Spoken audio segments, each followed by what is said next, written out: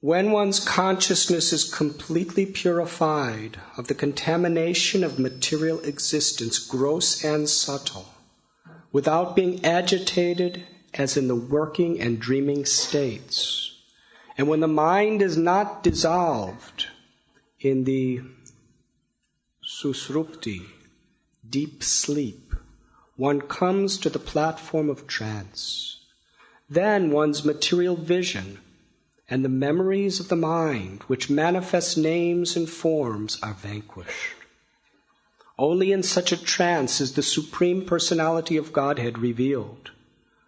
Thus let us offer our respectful obeisances unto the Supreme Personality of Godhead, who is seen in that uncontaminated, transcendental state. Purport by His Divine Grace, A.C. Bhaktivedanta Swami Prabhupada. There are two stages of God realization. One is called Sugeyam, or very easily understood, generally by mental speculation. And the other is called Durgyayam, understood only with difficulty. Paramatma realization and Brahman realization are considered Sugeyam, but realization of the Supreme Personality of Godhead is Durgyayam. As described here, one attains the ultimate realization of the personality of Godhead when one gives up the activities of the mind, thinking, feeling, and willing.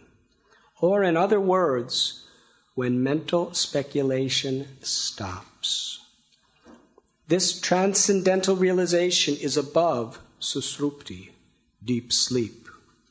In our gross conditional stage we perceive things through material experience and remembrance, and in the subtle stage we perceive the world in dreams. The process of vision also involves remembrance and also exists in a subtle form. Above gross experience and dreams is susrupti, deep sleep. And when one comes to the completely spiritual platform, transcending deep sleep, he attains trance, Vishuddha Sattva, or Vasudev Sattva, in which the personality of Godhead is revealed. Atha Sri Krishna Namadi na bhavet grayam indrayai. As long as one is situated in duality, on the sensual platform, gross or subtle, realization of the original personality of Godhead is impossible. Sevan mukehi jivado swayam eva spuratyada. When one engages his senses in the service of the Lord, specifically when one engages the tongue in chanting the Hare Krishna mantra and tasting only Krishna prasad with a spirit of service, the Supreme Personality of Godhead is revealed. This is indicated in this verse by the word Suchi Sadmane. Suchi means purified.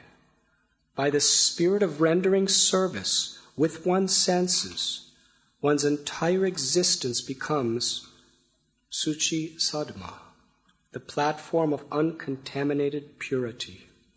Daksha therefore offers his respectful obeisances unto the Supreme Personality of Godhead, who is revealed on the platform of Suchi Sadma. In this regard, Srila Vishwanath Chakravarti Thakur quotes the following prayer by Lord Brahma from the Srimad Bhagavatam 10.14.6. Tatapi bunam mahima gunasya tevi budam arhati amalantar atmabi. One whose heart has become completely purified, my Lord, can understand the transcendental qualities of your Lordship and can understand the greatness of your activities.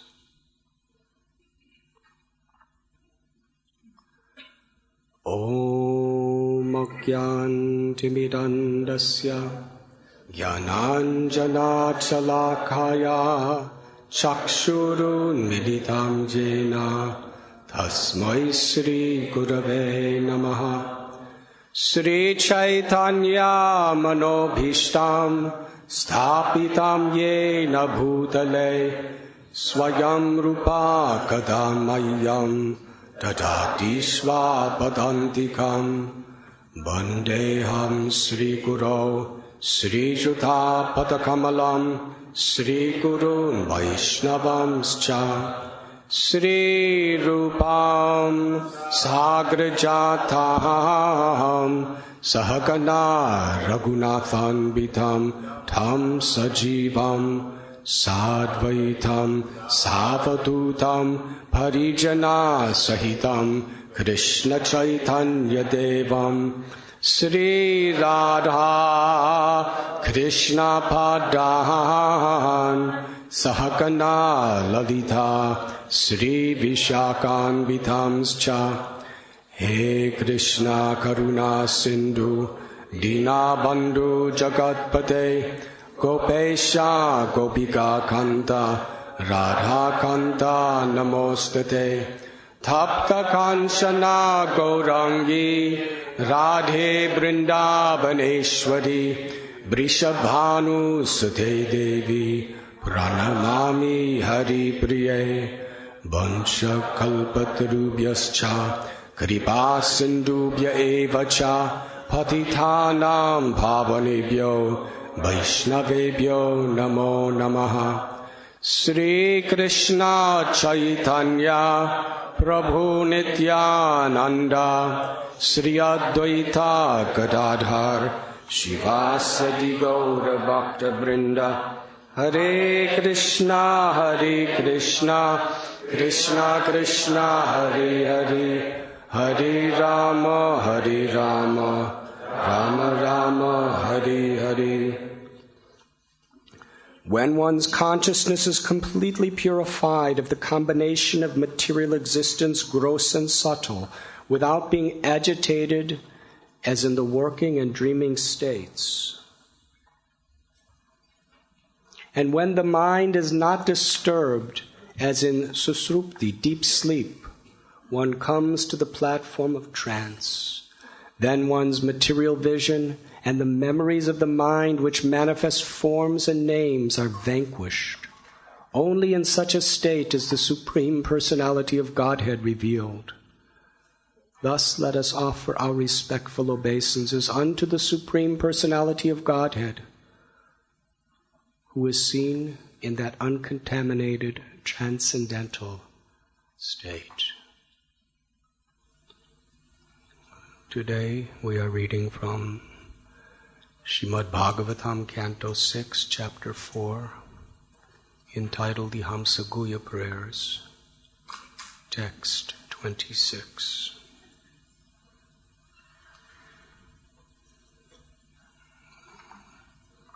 This prayer, wherein the person reciting is begging the Lord for a pure heart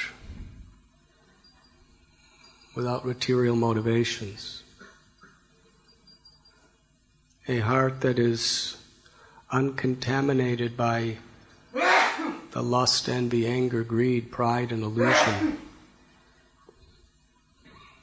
that captures the mind and the senses. Who is offering this prayer and its particular context is quite revealing.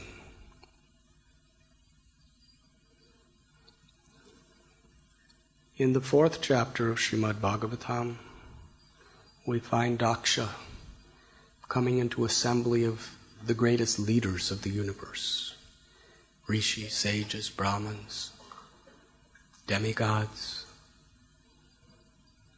He's so learned. He's so of a high birth and beautiful, effulgent. Everyone in the room stands up to honor him, except Lord Shiva. who was engrossed in samadhi, meditating on Krishna, and was aloof to the situation around him. The nature of the mind. What would you feel like if the controllers of the universe were all standing up with folded palms to receive you and offer you honor?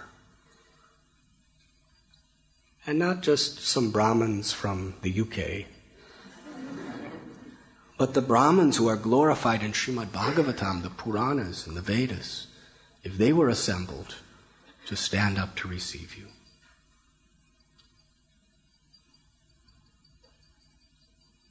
Would you be happy? The nature of the mind is that it is always looking for some reason to be in anxiety. Do ever you have this experience? We could have so many blessings. So many things just could be going our way. But the mind's nature is it's searching for some excuse to be miserable, to be in anxiety, to complain, to criticize. That's the work of Maya. Here is a very graphic example. Daksha's young, he's healthy, he has a high position. There was no problem in his life. But his son-in-law, who is Lord Shiva, didn't stand up. So instead of seeing all the people who were so good to him, he saw one person only. Now, Lord Shiva is completely pure. But the nature of the mind is like a fly. Even if there is a whole garden of fragrant flowers, they don't affect the fly as much as one piece of garbage, one scrap of stew. So he was absolutely in anxiety, frustrated, insulted, because one out of all those people did not stand up for him. And he had a good excuse not to stand up for him. One is he's Mahadev, he's the greatest of the demigods. He's Vishnu himself in a very unique form, Shiva Tattva. He's in samadhi with his eyes closed. He didn't even see Daksha. But the mind, just when it goes in motion, it just plagues one with so many rational, logical, ridiculous lines of thought to justify why we should criticize, why we should find fault, and why we should be dissatisfied in anxiety. Srila Prabhupada made it so simple. Just chant Hare Krishna and be happy. It's that simple, actually. Krishna is not different than his name. The Mahamantra is the prime benediction for all humanity. We have association of devotees, we have prasad. If we just follow, we're going back to Godhead. Why so many anxieties? Why so many reasons to fight and to quarrel and to criticize? That's Maya. The way she influences the mind. Just simple living, high thinking. Prabhupada said Krishna is simple for those who have simple ways of thinking. But it's very complicated for those who have complicated ways of thinking. Therefore Krishna says in Bhagavad Gita, Bandhuratmat manastasya, that one who controls the mind is the best friend. But one who fails to do so, the mind is the worst enemy. Srimad Bhagavatam expands on that and tells that the mind that is uncontrolled is the only enemy. Even apparent enemies who are trying to attack us, destroy us, if we have control of the mind, those people are our friends. They're actually helping us to surrender to Krishna. Therefore, a devotee has no enemies. He sees somehow or other, Krishna is calling me back through all different situations and all different circumstances. Krishna is giving me his shelter in all of these scenes. Prahlad did not see the person trying to assassinate him as an enemy. He loved him. When Jesus was crucified, he didn't see them as enemies. Lord, forgive them. They know not what they do. Haridas Thakur, when he was being beaten in 22 marketplaces by cruel executioners who hatefully were trying to torture and kill him, he was praying to the Lord. Purify them, forgive them, let them go to Vaikuntha. He didn't see them as enemies. In fact, later on, when Haridas Thakur was asked, why did you have to go through that beating, that humiliation? He said, well, earlier that day, I heard someone blaspheming the holy name, and therefore the Lord is so kind that he gave me a minimal token purification for the offense I committed. Hare Krishna. This is not just some poetry. This is how he was thinking. This is how a real live person, a Vaishnava, thinks. Where does all this friends and enemies and all of these other things come from? The mind that is frustrated by anxiety and fear, all based on the false ego, and all the cravings for pleasure, gross and subtle. So Daksha was very, very exalted, very learned, very everything. But his mind became dismantled of all its good qualities simply by Lord Shiva not saying anything, not doing anything, just sitting with his eyes closed. Hare Krishna. And you all know the story, what that led into. Daksha started blaspheming Shiva in front of everybody.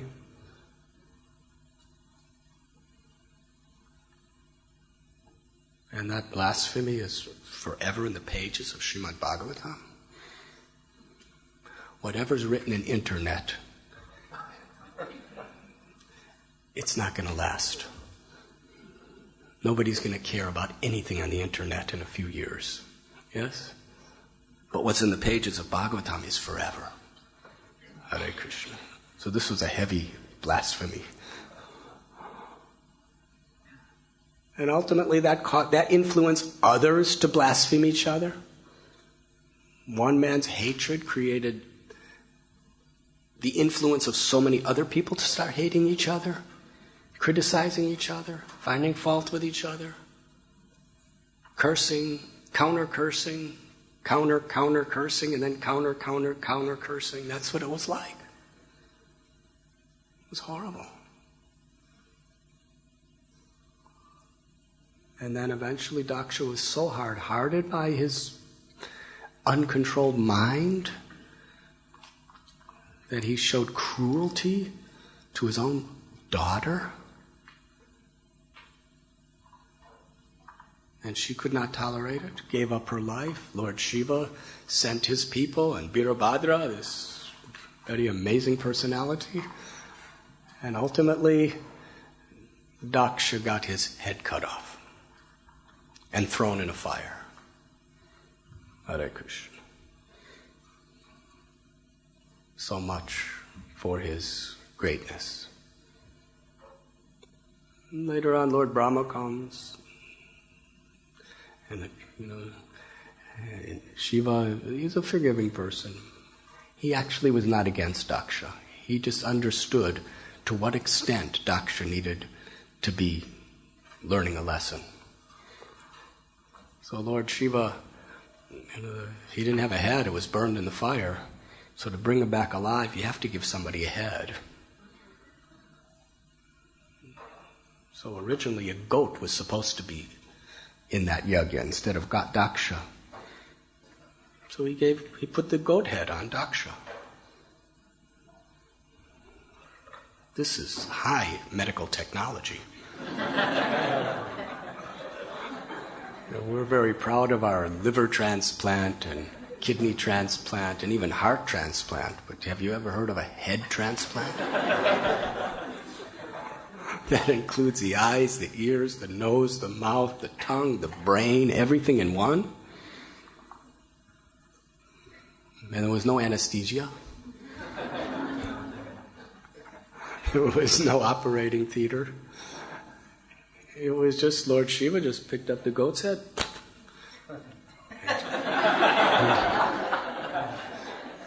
There wasn't even any period of, laying in a hospital bed for Daksha trying to reorient himself. He was the full-fledged Daksha with a goat's head. But it's the medicine that was perfect just for him. Because his beautiful face before was the cause of too much false pride. But now with a goat's head, wherever he went, little children, Daksha has a goat head.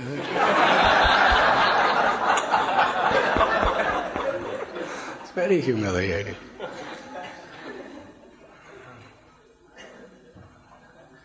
But he became sober.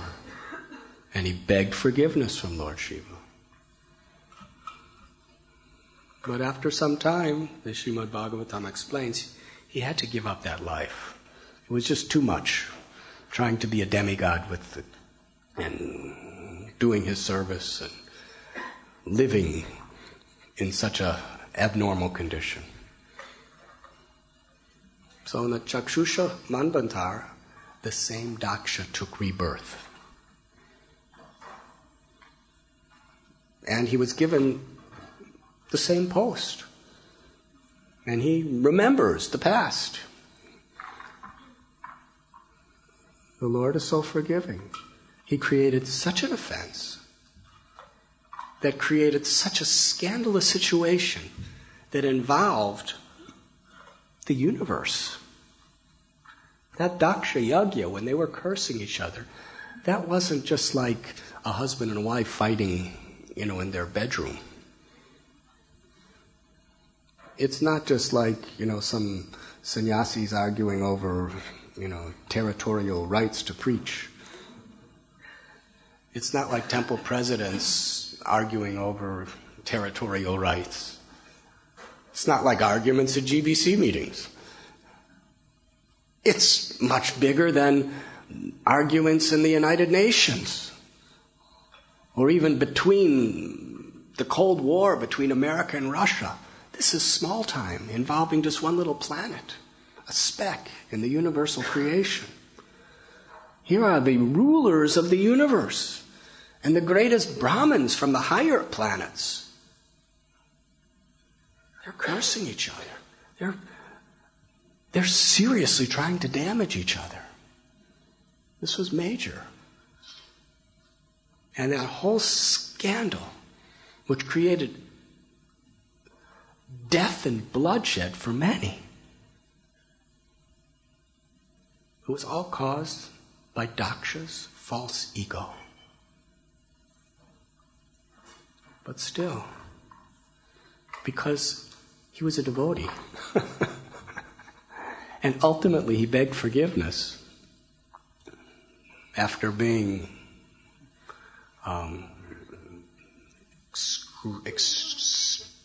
exceptionally humiliated, he was able to accept another post with another beautiful, handsome body, but with good lessons learned. And he's told to generate, be the father of humans and demigods and all other different species. Very powerful position. And he goes to a mountain in the wilderness to perform tapasya. And here the Lord is revealing himself to Daksha, and he's offering prayers to the Lord. My Lord, you have given me this service to be a Prajapati. Let me do it with a pure, uncontaminated mind. It's only with a pure, uncontaminated mind will I be able to please you through my service. This was his intention. So yes, Daksha learned good lesson. But unfortunately, he had to learn it through serious mistakes. But he learned it, at least for the time being. Krishna uses certain persons as examples to teach us what not to do. We should never take these persons to be ordinary. Otherwise, they wouldn't be coming again and again in the Srimad Bhagavatam.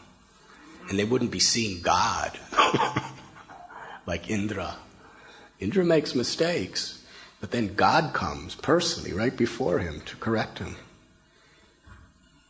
Daksha, same. Durvasa Muni, same. These are very, very important lessons that the Lord teaches us through very, very important people. Even Lord Brahma, he makes mistakes to teach us lessons by the arrangement of Krishna. Srila Prabhupada is explaining here how, in order to purify our consciousness,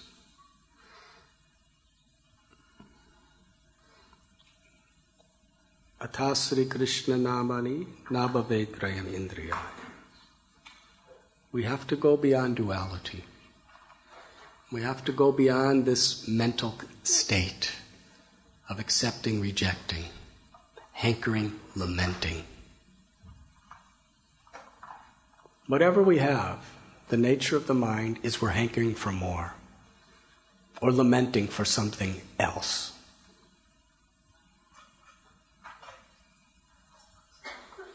If we don't have a pure mind, even if we go to Vaikuntha, we'll not be satisfied.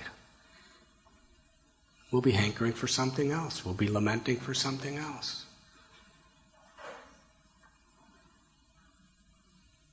Therefore, yoga means to control the mind. And here it is explained, Sevan mukhi jivata swayam eva spuratyata. The way we can purify our heart, our mind, and our senses is through service. And in this particular purport, it's very beautiful what Srila Prabhupada is explaining. It's the essence. By controlling the tongue, by chanting the holy names of Krishna, by speaking about Krishna, by not eating nonsense foods in nonsense places, by not speaking prajalpa, unnecessary subjects, especially gossip, criticisms, but by speaking about Krishna, by chanting his names. But Prabhupada, he doesn't just stop there. He says, we have to do it with a service attitude.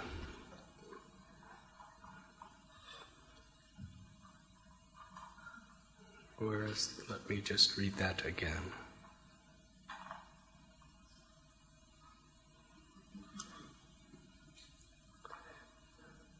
Sevan mukhi jivado swayam eva spuratyata. when one engages his senses in the service of the Lord, specifically when one engages the tongue in chanting Hare Krishna mantra and tasting only Krishna prasad with a spirit of service, the Supreme Personality of Godhead is revealed. Just chanting is not enough. Just eating prasad is not enough. It must be done in a spirit of service to attract the Lord. Therefore, Srila Prabhupada gave us a program. How strictly he was about our chanting the holy names. It is the Yuga Dharma. According to the Vedas, Sri Chaitanya Mahaprabhu, there is no other way in this age of Kali to awaken that innermost essence of our soul, love of God, except through chanting God's names. At other times there were other ways. Certainly we can attain various stages of God realization through other means, but in this age of Kali, to attain that essence, the name of the Lord has been given. And the Lord has many names. He's very merciful. But in order for the Lord to reciprocate with us in His name, it is all dependent on our spirit of service. So through Srila Prabhupada's books and through the mission He created, He gave us so many opportunities to serve.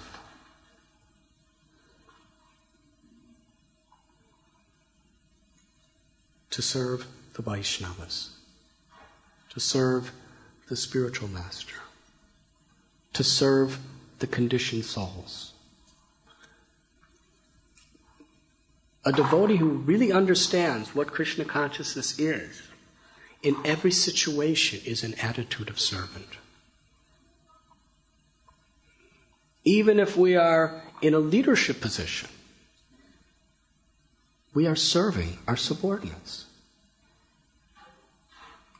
And even if we're accepting subordinates to do some things for us, our spirit should be, by allowing them to do this, I'm serving them. Jivara Swarupoy Krishnara Nityadas. If we're eternally servant of Krishna, then we're eternally servant of Krishna in every situation. And we see our service to Krishna in every opportunity to serve everybody. That was Srila Prabhupada's consciousness. He would sometimes say, "You have all been sent by my Guru Maharaj. You are all representatives of my Guru Maharaj." Now you serve the Lord by serving His representatives. You serve the spiritual master by serving the representative. Prabhupada saw all of us as the means to serve his Guru, by serving us. He saw his Guru in every one of us. And by serving every devotee, even his disciples, he's seeing that as service to his Guru. Always servant. A devotee never feels in his or her own heart that I am master. Gopi Bhartur Padakamalayora Dasa Dasa Das Anudas. But Maya is so strong and so subtle and so thorough. We know this. We've heard this. If we just have that spirit of servitude and chant the holy names, perfection is very easy. Chaitanya Mahaprabhu raised his arms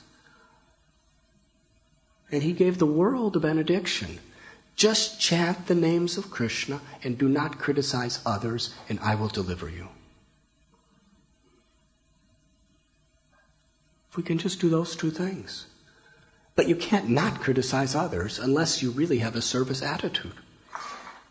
If you don't have that service attitude, your mind will force you to criticize others. You can't just remain neutral. Maya loves people to try to be neutral. Because in that state, she'll drag you right down.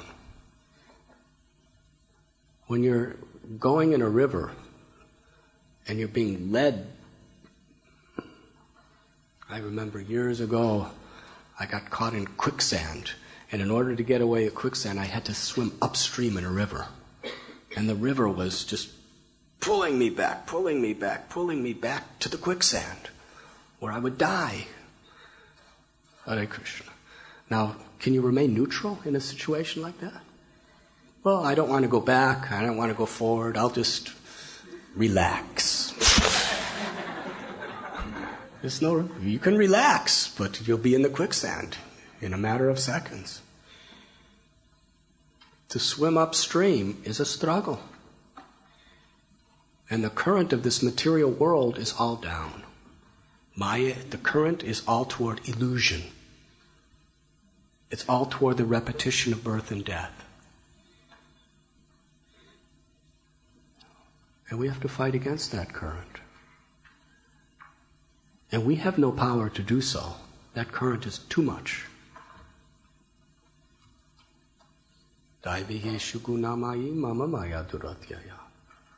Material nature, very strong. These three modes, impossible.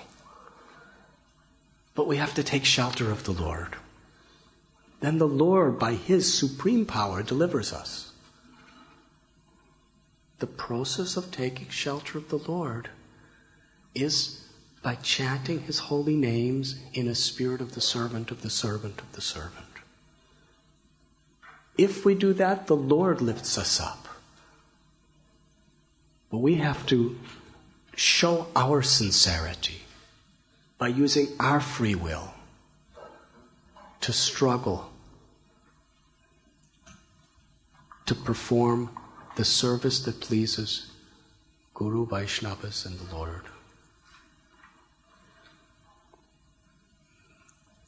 We have to take it seriously.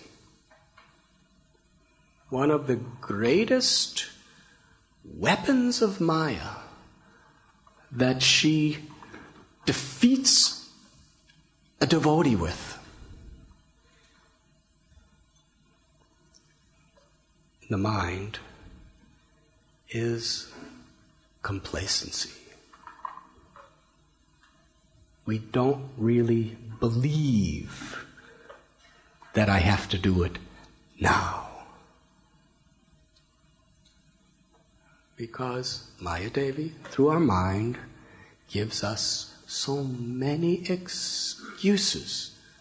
Rational, logical, sometimes even philosophical reasons why to postpone this inner surrender to the spirit of servitude. One more thing. Let me finish my exams, then I'll surrender. But you never finish your exams, because there's always exams.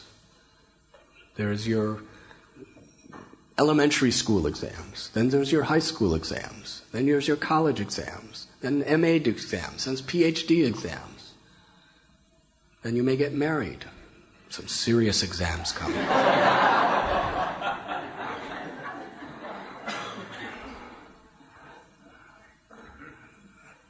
And so many temptations, other exams. So many successes, failures, exams, always coming. When you succeed, that's a heavy exam. If you become proud, you failed. If you become corrupt in your success, become proud, I'm empowered now, I'm a great devotee,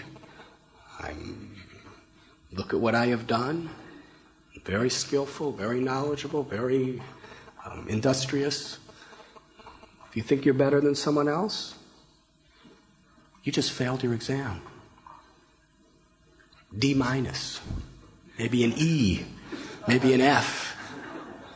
And you're thinking, look at me, Hare Krishna. And if you lose everything and became angry and blame others, you failed your exam.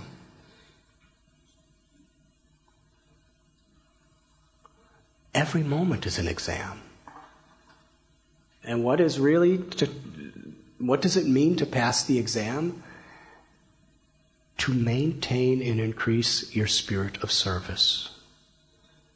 And in that spirit, take shelter of Krishna with one's whole heart. Sometimes when we're falling off a cliff, how many of you have fallen off a cliff? When you're falling off a cliff, you're taking shelter of Krishna. Hopefully. When there's really some dangerous disaster imminent in your life. But Srila Prabhupada taught, we have to have that type of intensity even when things are going really well.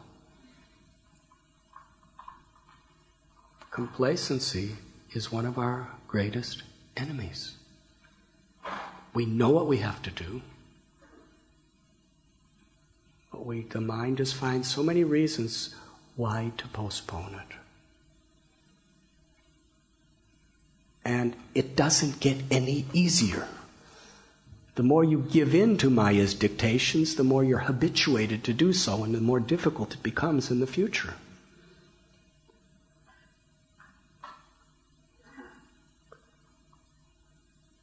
Therefore, the scriptures and the world around us teach us, padam padam yad vipadam natesha. There is danger at every step. We shouldn't be so consumed by all these petty, temporary situations around us. We may have to deal with them, but we should deal with them in a relatively detached way. Krishna teaches Arjuna, you fight because it's your duty, but don't be attached to the results. Be attached to your service attitude to me by remembering me. Whatever we do, in one sense, nothing is very significant in this material world. Forgetting Krishna is significant, and remembering Krishna is significant, and doing Krishna's will is significant, and going against Krishna's will is significant, and all the details of the whole cosmic manifestation are not very important details. Because Krishna sees our heart, he sees our purpose. That's what's important.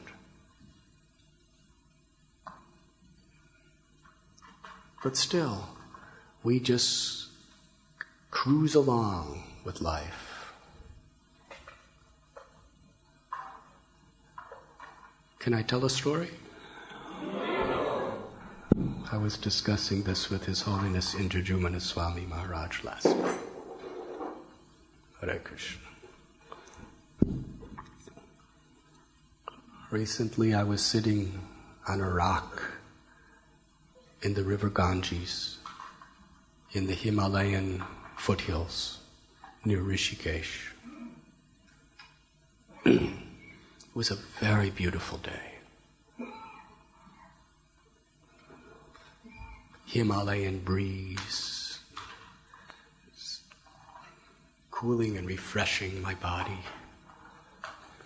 It's very clear sky, and the water of the Ganga. A work of art at every moment. Did you ever see a fast rushing river with crystal clear aqua water? Its waves, its ripples, its swirls. It's intoxicating to look at. If we really focus on it, it's unbelievable. The types of shapes, the types of designs. No human artist could capture that moment as it is. But yet this magnificent artwork is being revealed everywhere in the whole river, at all times. But an amazing lesson is as soon as it's created, that art, it disappears immediately. It's created, disappears, created.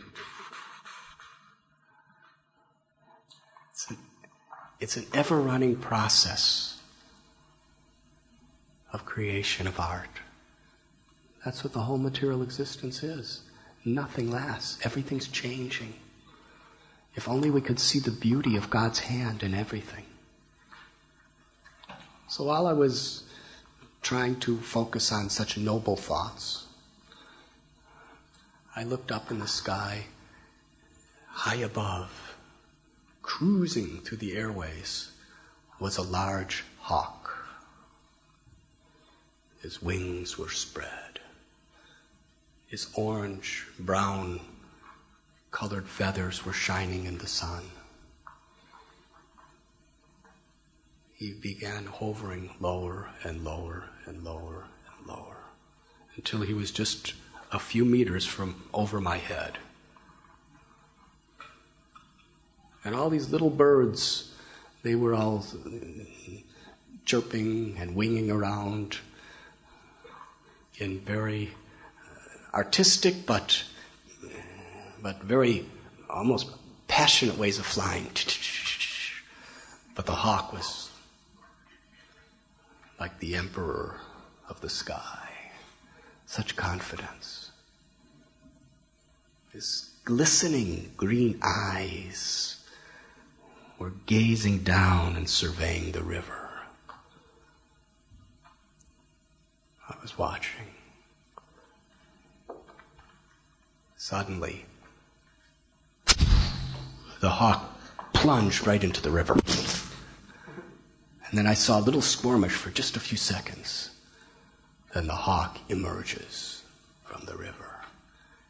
In its claws, or talons, there is a fish about a foot long.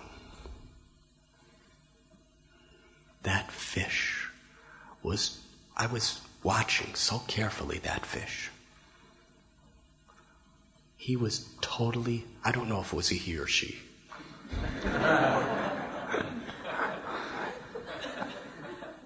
Now, fishes, they know exactly, immediately, whether it's a he or she. But it takes one to know one. But that fish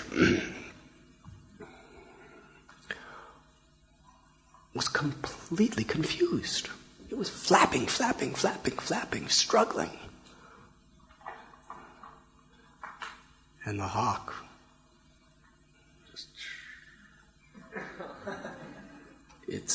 its claws just pierced that fish's body, and that fish there was no way it could escape.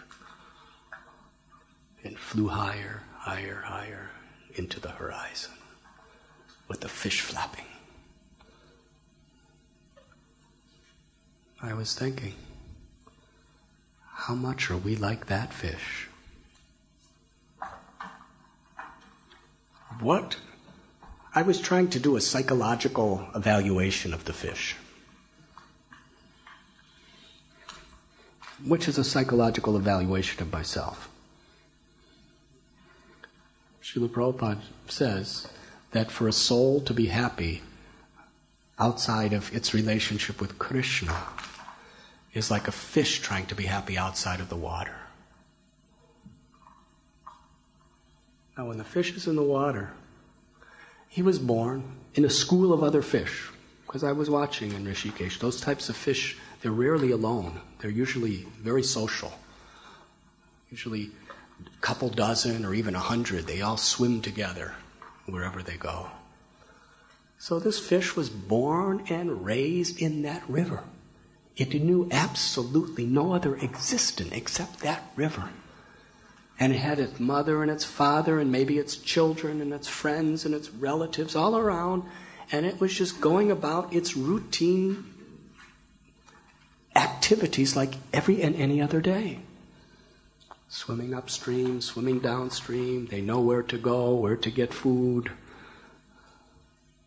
Just a regular old routine day for the fish in the current of the river of life. And I am sure that that fish was not expecting anything different than any other day of its life. It was swimming around in the river of life. But suddenly, the hawk of fate ripped it right out of its comfort zone, right out of the very reality that it knew, at the least expected moment.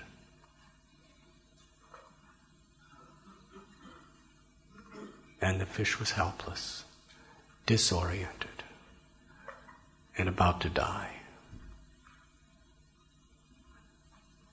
So yes, we have a tendency. Those who are not devoted to the Lord, they just go on with their routine activities in this world, trying to make some money, trying to enjoy with their friends, trying to enjoy themselves, trying to solve the problems of this life, trying to relax, whatever we do. It's the routine lifestyle. But we don't know. The hawk of fate could be a tsunami. That tsunami that hit South India, Indonesia, hundreds and thousands of people killed within minutes. They were all just going about their business. No one expected it. Not a single person. Some years ago, I was laying in my room. It was early morning. It was in Bombay. And all of a sudden, everything was shaking. Things were falling from the shelves, books. And we had an orphanage in the temple, and the children were all screaming out, Hare Krishna, Krishna Krishna, Hare Hare. And then everything was all right. But just a couple 100 kilometers away, 20,000 people died in an earthquake.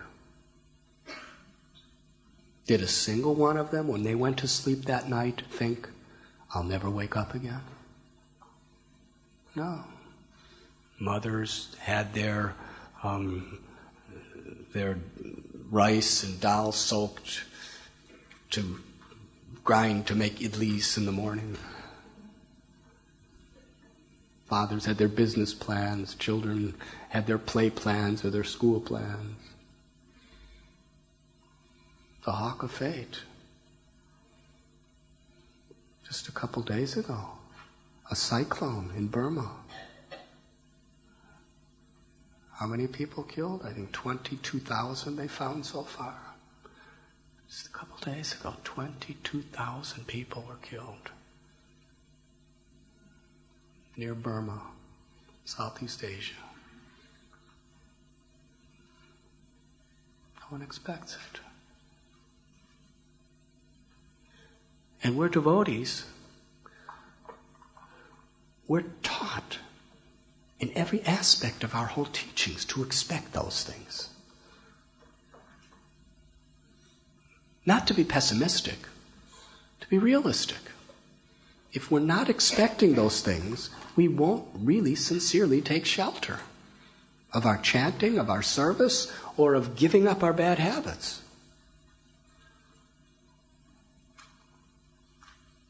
We should know that that hawk of fate has its glistening green eyes focused on every single one of us as we're swimming around in the river of life.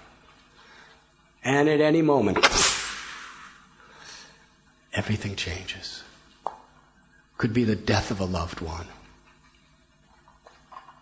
Could be economic disaster. Could be revelation that I have a terminal disease.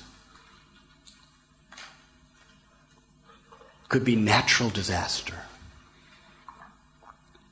Could be enemies who want to destroy us.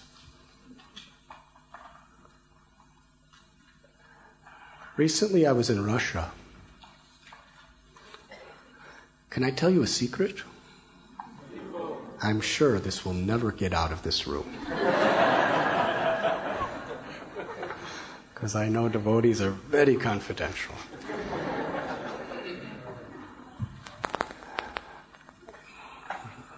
one of the leaders of the Russian Yatra was telling me that just recently when he was in India, he met a man who was one of the biggest, most powerful people, a scientist who make weapons for the United States of America.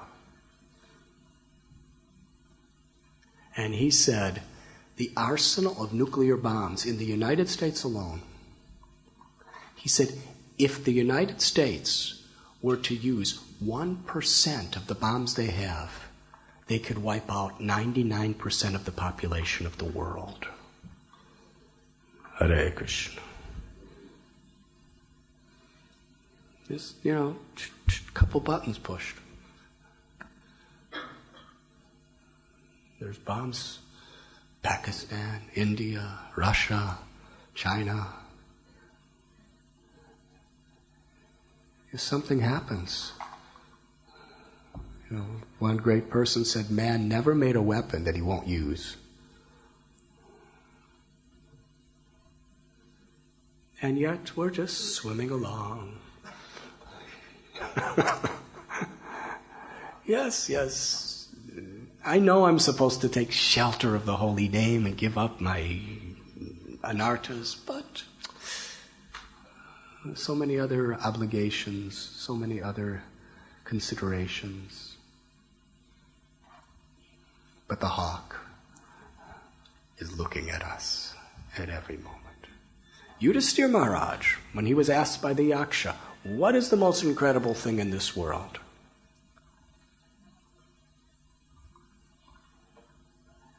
We've all heard it before, but it's so important that we see death everywhere. But yet we all think it's not going to happen to me, at least not yet, at least not for a while.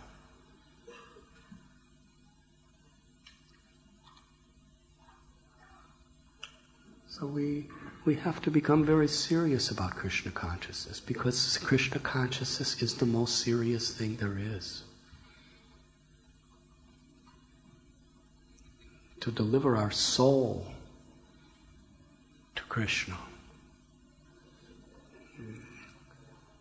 When Srila Prabhupada was in his last days, he looked up at his young, healthy disciples and said, don't think this will not happen to you. But I don't believe a single person in that room thought that it would. Maybe theoretically. Yes, philosophically I know, but it's a long time. But now, it's happening. It's happening to so many.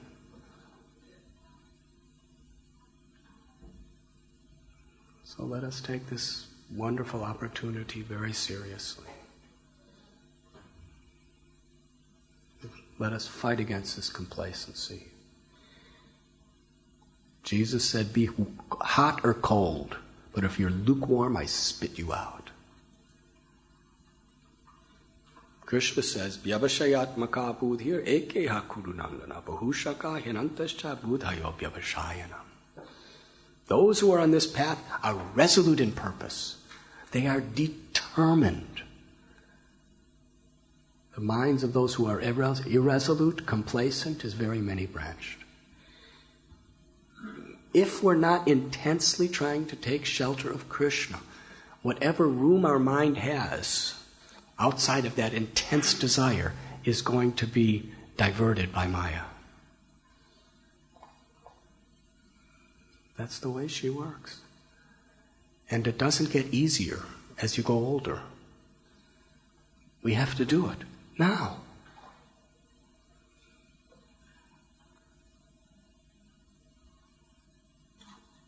I'd like you to pray for two devotees.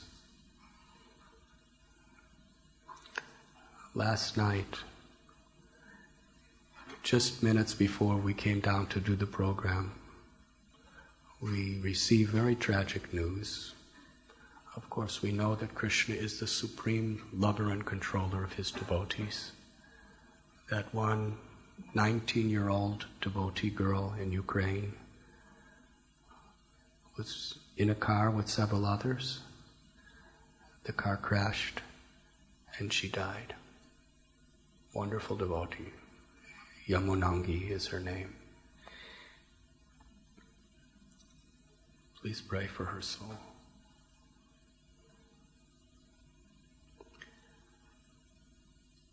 Today, just before class, Srimad Pandit Prabhu comes up to me with a message from Malati Prabhu that another devotee girl in America, Gopi Leela, do any of you know her? She just left her body from cancer last night. So within a 12-hour sphere, two wonderful, wonderful devotees who we know so well have been taken from us in this world.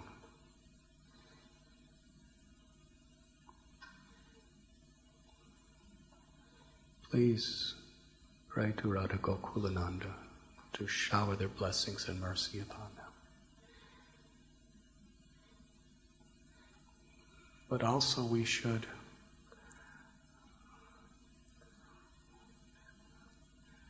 see them as fortunate because they left this world, both of them, in very, very amazing Krishna conscious states of consciousness.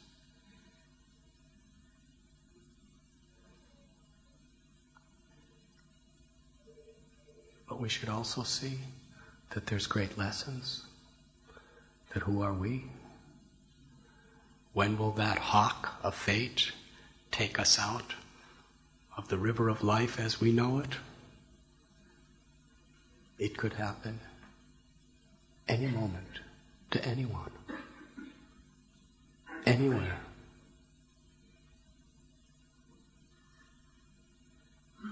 Prabhupada said, Parikshit Maharaj knew he had 7 days to live. None of us know we have 7 minutes. No, we don't want to be miserably pessimistic about the whole thing.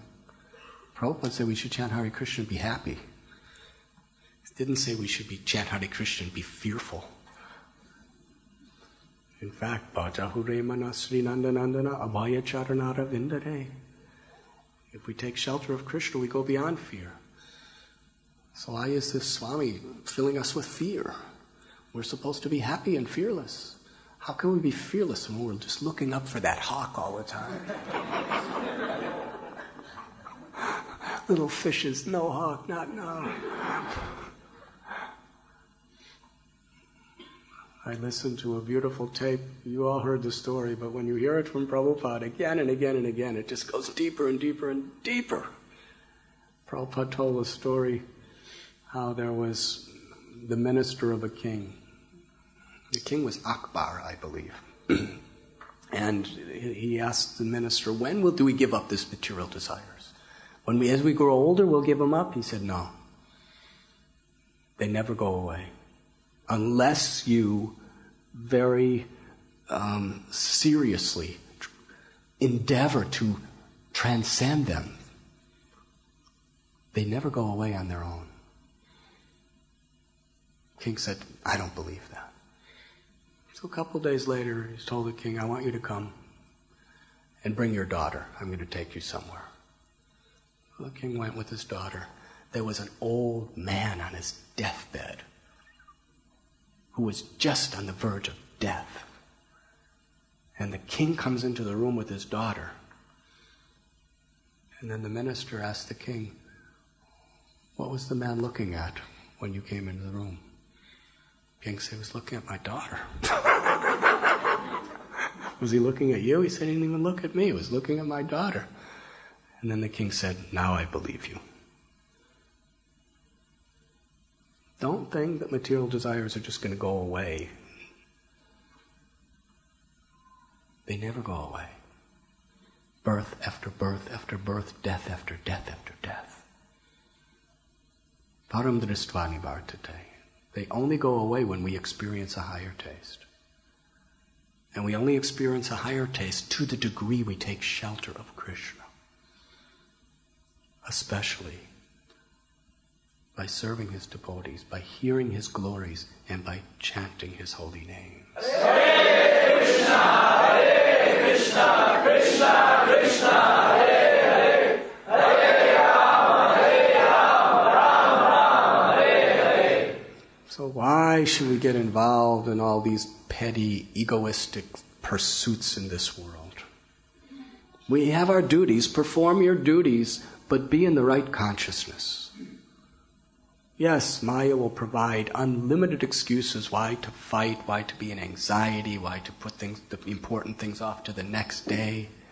We can consume ourselves with these trivialities, birth after birth after birth, unless we realize now is the time. It's urgent. Parikshit Maharaj taught us. Prabhupada taught us. The great souls teach us. Radha Gokulananda have come in this most magnificent, beautiful form, just to attract our full hearts, our full attention, our full service to their loving service. Let us reciprocate wholeheartedly. And please do pray for these devotees. Thank you very much.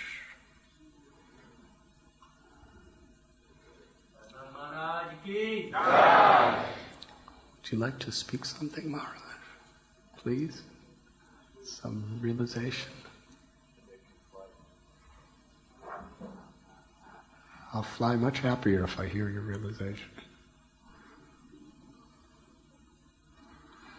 Om Agyantimirandasya Ginangina Shalakaya Chaksurimilitam Jena Tasmaya Sigurave Namaha Sri Chaitanya Manopishtam Stapitam Jena Bhutale Swayam Rupakadamayam Dadantes. Well, I wasn't expecting to speak, but actually a devotee should always be prepared to discuss these matters and analyze them.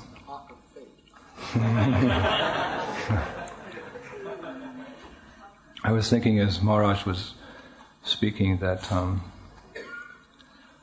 it's not if that hawk of fate is going to put his green eyes on us and take us from the current of life, but it's when. One of my friends, a very close friend of mine, is a doctor, Swami Das. We preached together for many years when I was in France, and he went back to his medical profession at one time, and he became a doctor in mainstream society. And as part of his training, he had to work in an emergency ward for 6 months. And we were in close contact at that time, and he called me one day and he said, "Maharaj, you know, the most amazing thing is that practically everyone who it comes through this emergency ward, they all say the same thing. Doc, I never thought this would happen to me." So as Maharaj was speaking, I was trying to take it very personally, because we always think the other person, this person, that, but this will all happen to us one day, and it's always, even though we study and we hear the dukkhalayam ashashvatam, the temporary nature of this world, it always comes as a shock when these things happen to someone close to us or a loved one, and eventually to ourselves. So, as the Boy Scouts of America say, we have to be prepared. And the best way to be prepared is to constantly hear about this subject matter. And as Maharaj was saying, not become pessimistic about life, but actually realistic. And I find one way to always be prepared is to share this message with others, particularly when you go out on Sankirtan. I find that Sankirtan is the best training field for realizing the philosophy of Krishna consciousness. Because when you go out on Sankirtan, you're always reminded of these things. Abrahma bhuvana loka punar arvito arjuna mamopetate kontiya punarjanma nividyate, that from the highest planet in the material world down to the lowest, all are places of misery wherein repeated birth and death take place.